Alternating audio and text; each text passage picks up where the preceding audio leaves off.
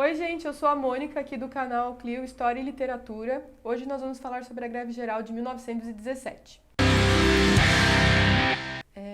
Antes de começar o vídeo, eu quero lembrar para vocês, por favor, sigam a gente nas redes sociais que vamos colocar aqui embaixo, @Clio História e Literatura. E também pedimos encarecidamente, como é que é? Encarecidamente, por favor, acompanhe nossa assinatura pelo Catarse. É muito importante pra gente e ajuda com a continuação do nosso canal. Para falar sobre o tema, a greve de 1917, a gente precisa falar sobre alguns pontos importantes para entender, que é as condições que os operários viviam naquela época, quem são esses operários, o contexto em que eles estavam inseridos e o desfecho para a greve.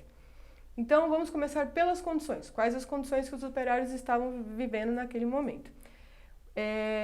Naquela época, a gente está falando de 1917, era o começo da República ainda, então estamos ainda no comecinho do século XX, não existiam direitos trabalhistas. O Brasil ele ainda estava no começo da industrialização, então era um período em que as fábricas estavam crescendo muito, então a demanda para trabalhos nessas fábricas também estavam crescendo. Nas fábricas, eles viviam condições insalubres. Eles trabalhavam mais de 12 horas por dia, não recebiam um salário digno, então o custo de vida já não acompanhava o salário que eles recebiam. Então, pelas condições insalubres que eles viviam nas fábricas, eles acabavam sofrendo muitos acidentes e muitos acabavam até perdendo a vida. Eles não eram respeitados pelos patrões, obviamente.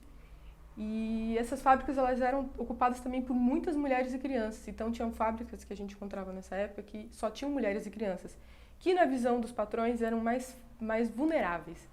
Então, crianças e mulheres estavam ainda mais suscetíveis às explorações nas fábricas. E quem eram esses operários? Né? Com o fim da abolição da escravidão aqui no Brasil, lá no finalzinho do século XIX, o Brasil criou, então, uma campanha para imigrantes europeus. Qual que era a justificativa, né, para essa imigração? Com o aumento das fábricas e com o fim da abolição, as fazendas cafeeiras precisavam de mão de obra e as fábricas também precisavam de pessoas para operar as máquinas. Óbvio que não era essa realmente a intenção deles, porque a gente estava falando de milhares de pessoas que foram libertadas com o fim da escravidão. Essas pessoas sim poderiam atuar nessas áreas, mas o que eles estavam realmente querendo era um embranquecimento no Brasil. Então a ideia era trazer esses europeus com a justificativa de trabalhar nessas fábricas, mas que de fato era um projeto para meio que embranquecer a população. Então, quem são esses europeus que vieram para o Brasil entre o finalzinho do século XIX e que continuaram vindo até mais ou menos 1930? A maioria eram italianos e espanhóis. Então, lá na Europa já era um processo diferente do que estava acontecendo aqui nesse período. A industrialização ela já estava um pouco mais avançada, então as máquinas elas já estavam ocupando o lugar de pessoas para trabalhar. Então, muitas pessoas estavam ficando desempregadas, então elas estavam vivendo em péssimas condições. A ideia de vir para o Brasil era uma boa oportunidade para elas conseguirem um emprego e melhores condições de vida. Então, quando elas acabaram chegando aqui, a realidade foi muito diferente, porque foi quando eles começaram a lidar com todas essas explorações sofrendo nas fábricas. Então, qual que era o contexto, né? Já falei um pouquinho, a gente estava na Primeira República, então essas pessoas vieram para cá, elas não tinham boas condições de vida e nem de trabalho. Também muitas vieram porque vamos pensar que em 1917 já estava na Primeira Guerra Mundial. Então, muitos desses imigrantes também vieram tentando fugir da zona de guerra.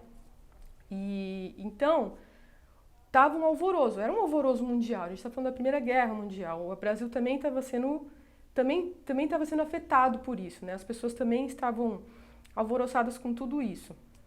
E com esses imigrantes, muitas ideias da Europa vieram para o Brasil. Então, nesse momento a gente vê um boom das ideias do anarquismo e do socialismo. Então, é nesse momento que, no começo de 1917, já com essas ideias que estavam a todo vapor, as greves já estavam acontecendo. Então, no bairro da Moca, por exemplo, nas fábricas que tinham aqui, foi, acho que, uma das maiores fábricas que teve maior contingente de pessoas que aderiram às greves.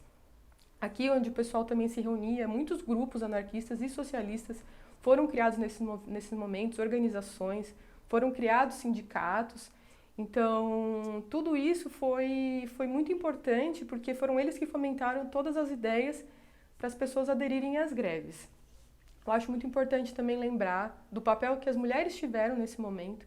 Afinal de contas, como eu falei, elas eram praticamente, eu não sei dizer se elas eram o mesmo número ou o maior número de pessoas que trabalhavam na fábrica, né? Devido mesmo toda a questão do patrão achar a mulher mais vulnerável, então mais suscetível a sofrer a exploração, então mais fácil de sofrer todas essas condições.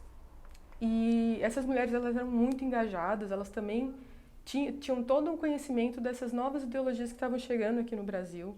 Então, você vê muitos grupos de mulheres anarquistas sendo criados e trabalhando com as questões das questões operárias. Então, elas eram muito engajadas para melhores condições dos operários, inclusive por elas, muitas delas serem mulheres de operários e também por serem operárias. E, além de tudo, as mulheres elas também sofriam assédio dentro das fábricas, né? Então, além de toda a exploração e todos os problemas que tinham dentro das fábricas pelas condições de trabalho, elas também tinham que passar por essas situações. Então, elas foram um motor muito importante para o boom da greve, né? Elas estavam muito por trás disso, elas inclusive trabalhavam com muita divulgação nas imprensas anarquistas, que nessa época foram muito importantes também para a divulgação dos movimentos grevistas e pela organização dos operários nesse momento. Aí também agora a gente precisa falar sobre como que se deu o desfecho da greve. Como esses movimentos foram crescendo ao longo de 1917, houve então muita truculência policial. Então, conforme os movimentos foram crescendo, a truculência policial ela também foi aumentando. E aí, em julho, dia 9 de julho de 1917, o sapateiro José Martinez ele foi morto em uma dessas manifestações dos grevistas pela truculência policial. E isso, então, foi o grande desfecho para dar a greve geral aqui no Brasil, que é conhecida, acho, como a maior greve que a gente já teve na história do Brasil. Foram milhares de pessoas que aderiram a essa greve, foi um mês parado. E eu não tenho um número exato, mas tem algumas estimativas que foram em torno de 60 mil pessoas. Foram muitas pessoas que aderiram mesmo. Não foram só operários, muitos outros trabalhadores acabaram aderindo às greves por reconhecer todos os problemas. E a morte do José Martinez foi, com certeza, aquele desfecho que fez com que tudo isso parasse por um mês. Quais eram as exigências que os operários faziam?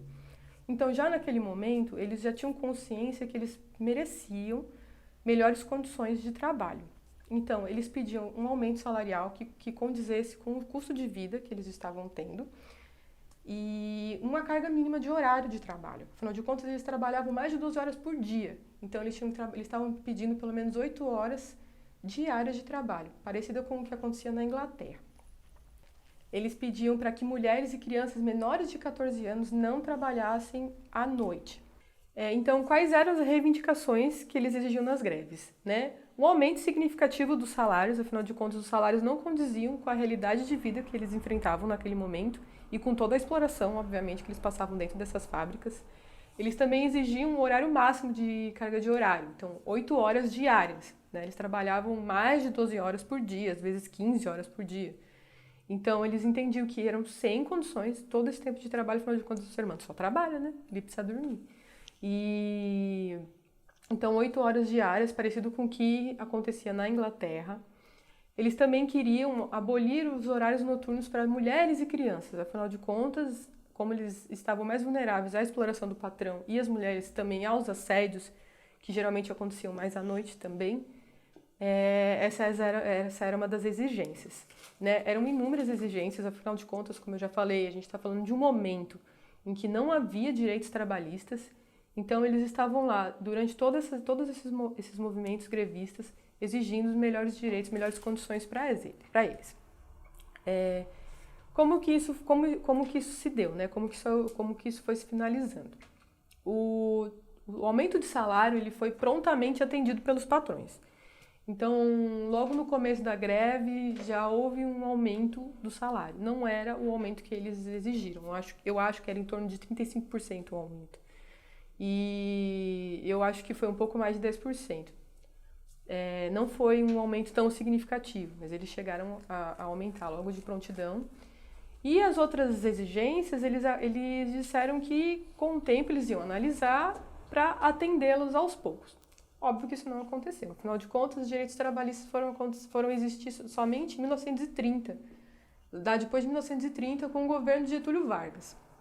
Ou seja, com o fim da greve, depois de um mês,